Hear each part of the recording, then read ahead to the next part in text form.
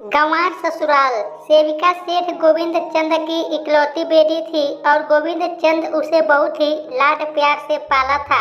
सेविका अब शादी के लायक हो गई थी। उसके पिता अब उसके लिए अच्छा सा लड़का और ससुराल ढूंढ रहे थे। इसी बीच उनकी मुलाकात सुमेश से होता है, जो आजकल बिजनेस वर्ल्ड में छाया हुआ था। उसके बिजनेस के नए नए आइडिया मार्केट में तहलका मचा दिया था। गोविंद चंद जब सुमेश से मिले तब उसे देखकर अपनी बेटी की शादी याद आ गई। तभी गोविंद बोले, हाय बेटा, तुम तो ऐसे छा गए हो, मार्केट में चारों तरफ तुम्हारा ही नाम हो रहा है। सुमेश बोला, यह तो मेरे माता पिता का आशीर्वाद है, उन्होंने हमें बहुत ही मेहनत से यहाँ तक पहुँचाया है।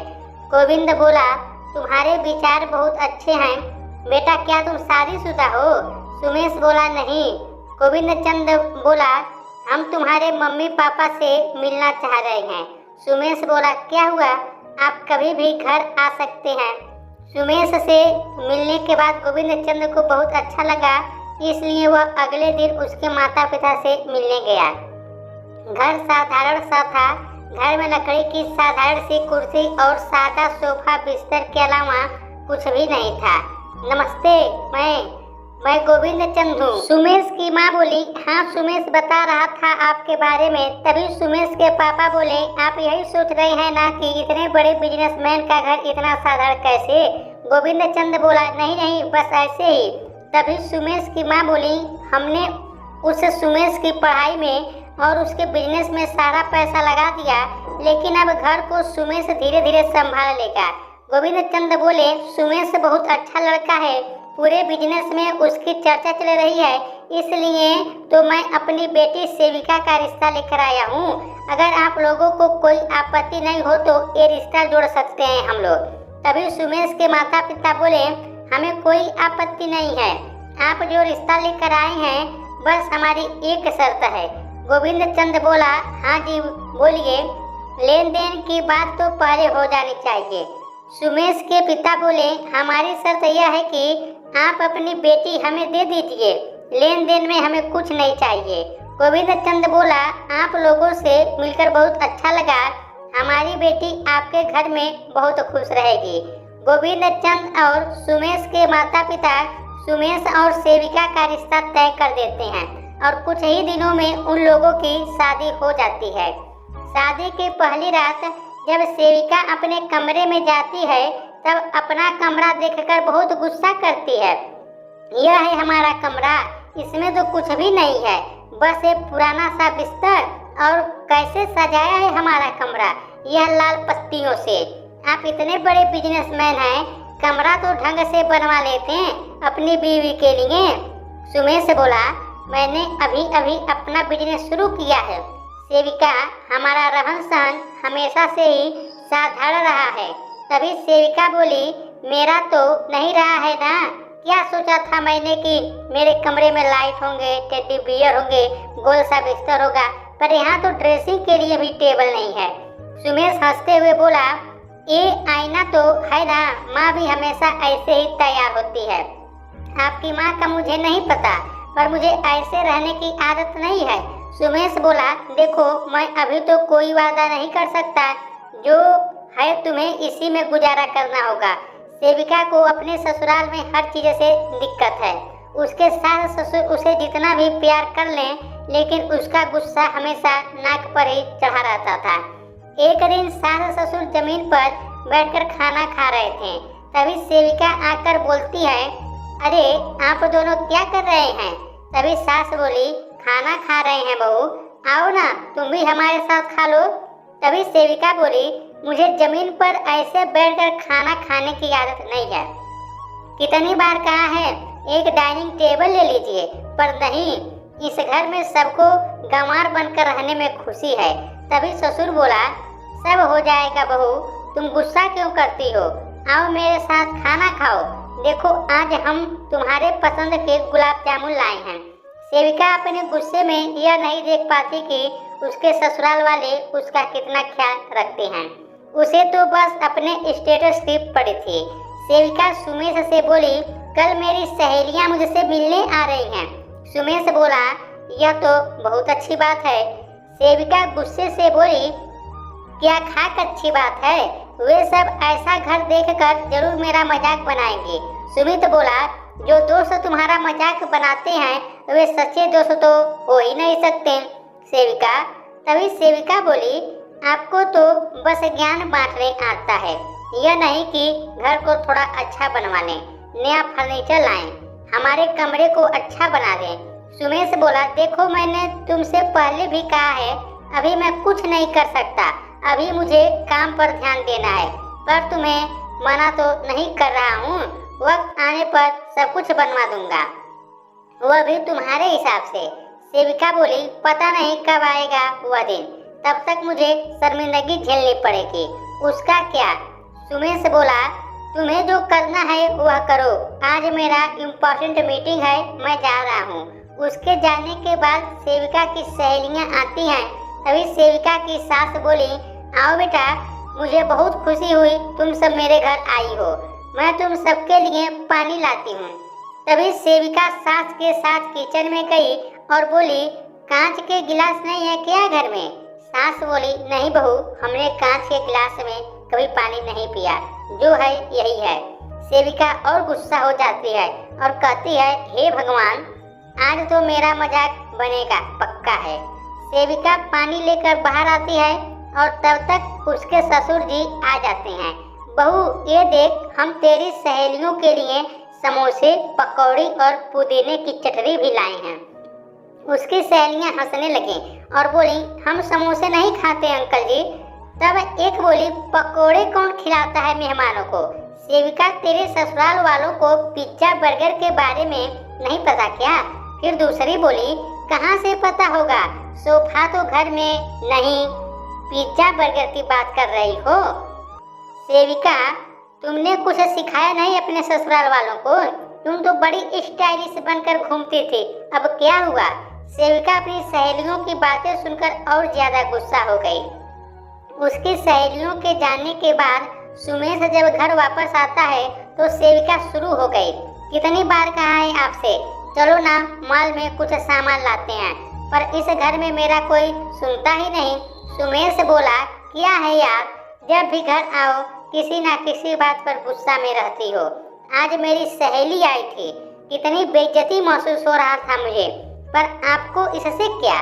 सुमेश बोला, इस घर में सब कुछ स्टाइलिश नहीं है, पर तुम्हें किसी चीज की कमी भी तो नहीं है। अच्छा खाना, अच्छा पहनना, मेरे माता पिता भी तुम्हें कुछ नहीं कहते हैं और तुम हमेशा गुस्से में रहती हो।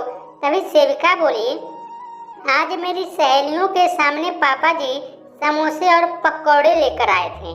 सुमेश बोला, तुम्हें तो खुश होना चाहिए कि वह तुम्हारे मेहमानों का इज्जत कर रहे थे, नहीं तुम्हें तो लोगों के महंगे घर दिखते हैं।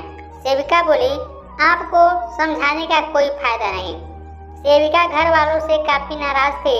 सुमेश के माता पिता ने सुमेश को एक सलाह दी, बेटा एक काम कर, आज बहू को कहीं खाने पर ले जाओ, तुम्हारी नई नई शादी हुई, दोनों एक साथ वक्त बिताओ और बहू को अच्छे रेस्टोरेंट में खाना खिलाना। सेविका की सास सेविका को नई साड़ी दी, इसे पहनकर जाना, बहुत सुंदर लगोगी बहू। सेविका बोली, ठीक है, मैं अभी तैयार होकर आती हूँ। सुमेश सेविका को एक अच्छे से होटल में खाना खिलाने ले जाता है। वहाँ सेविका के स्कूल की सहेली रिया मिल जाती है, दोनों एक दूसरे से मिलकर काफी खुश होते हैं। सेविका बोली, मैं यहाँ अपने पति के साथ आई हूँ। उसकी दोस्त बोली, हम भी अपने पति के साथ आए हैं, चलो ना सब साथ में बैठते हैं और कुछ खाते हैं। सेविका मन ही मन सोचने लगी, अच्छा है इतने हाई फाई के साथ बैठकर सुमेश को भी पता चले कि हाई फाई लोग कैसे रहते हैं। तभी रिया का पति सुमेश का तारीफ करता है और कहता है कि सेविका के पिताजी ने काफी कुछ दिया होगा आपको, पर मेरे ससुर जी की तरह नहीं, जिन्होंने अपना बोझ मेरे सर पर डाल दिया। रिया के पति की बातें सुनकर सब लोग चुप हो जाते हैं। रिया शर्म से पानी पानी हो जाती है। तभी सुमेश बोला, मैंने तो उनका सबसे कीमती चीज ले लिया, उनकी बेटी, इसके अलावा मुझे किसी और चीज की जरूरत नहीं है। रिया का पति बोला, जिन्हें जरूरत है उनके ससुर जी को उनका मदद करना चाहिए। दहेज में एक कार और कुछ पैसे देकर भेज दिया और कुछ भी दिया नहीं इसके पिताजी ने। सेविका रिया को देख रही थी और सोच रही थी कि उसके सास ससुर इतने अच्छे से रखते हैं और ना ही उसके पति ने उसके पापा से दहेज लिया। तभी रिया के पति का फोन आता है और वह बात करने के लिए बाहर चला जाता है। रिया बोली, मुझे माफ कर दीजिएगा, इन्होंने जो कुछ भी कहा। सेविका, तुम बहुत खुशकिस्मत वाली हो जो तुम्हें सुमेश जी जैसा पति मिले हैं। मेरे ससुराल में सब कुछ महंगी गाड़ी घर, लेकिन इज्जत और प्यार नहीं है। इतना कहकर रिया रोने लगे। सेविका रिया की बातों का जवाब नहीं दे पाई। उसके मन में कुछ तो बदला था, लेकिन वह मानने को तैयार नहीं रहती थी। अभी वह गुस्सा करती थी, फिर भी मान जाती थी। उसकी ख्वाहिश वही रहती थी। तभी सेविका सुमेश से कहती है, आज मेरे मामा मामी आ रहे हैं अपनी बेटी की शादी का कार्ड देने। वे मेरा ससुराल देखकर क्या सोचेंगे। तभी सुमेश बोला, तुम्हें कितनी बार समझाना पड़ेगा सेविका, इन सब चीजों में वक्त लगता है, रातों रात नहीं होता है यह सब। तभी सेविका रोते हुए बोली, आपके पुराने बहाने बहुत बार सुन चुकी हूँ, पर आज मेरे मामा मामी आ रहे हैं, आप जल्दी आ जाना और उनके लिए अच्छा सा नाश्ता भी लेकर आ जाना, समझे। कम से कम थोड़ी सी इज्जत रह जाए मेरी। सुमेश बोला, ठीक है आ जाऊंगा।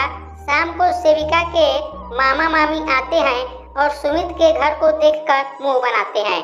तभी सास बोलती है, आइए बैठिए, कैसे हैं आप लोग। तभी मामा बोलते हैं, हम तो ठीक हैं, पर लगता है आपके घर का हाल ठीक नहीं है। तभी मामी बोलती हैं, सेविका तुम खुश तो हो ना यहाँ पर। हाँ मामी जी, हम ठीक हैं, बस ये घर थोड़ा पुराना है और कुछ नहीं। तभी मामा बोले, चलो कोई बात नहीं बेटा, सबका नसीब एक जैसा नहीं होता है ना दामाद जी। अब हमारी बेटी को देख लीजिए, उसका ससुराल कितना आलीशान है, क्या ही कहें। हम महंगा झूला, महंगा फर्नीचर और उसका खुद का कमरा तो इतना खूबसूरत है कि लोग देखते ही रह जाते हैं।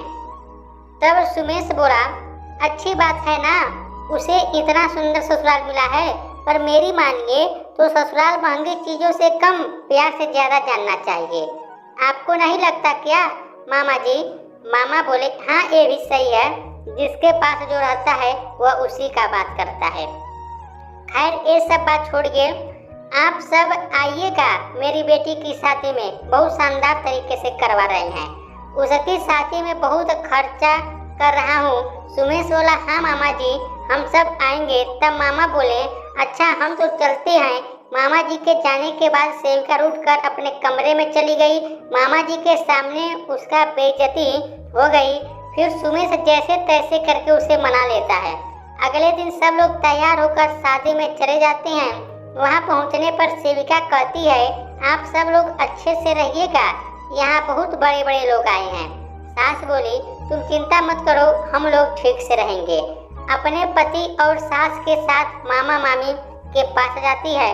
तभी मामी बोली, अच्छा हुआ तुम आ गई सेविका, आओ मैं तुमको अपने दामाद से मिलवाती हूँ।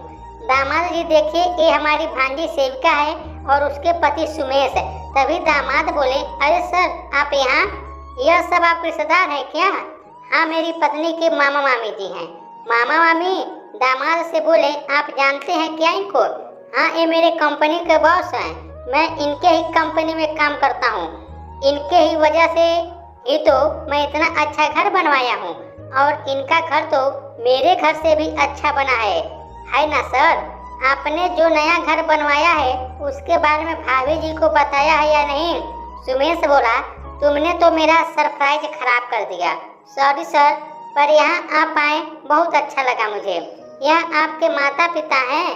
दूल्हा सुमेश के माता पिता का पैर छूता, आपके वजह से सर इतना बड़ा बिजनेस खड़ा किए हैं। मुझे भी आशीर्वाद दीजिए कि मैं इनकी तरह आगे बढ़ पाऊँ और मैं अपने माता पिता का नाम रोशन कर पाऊँ।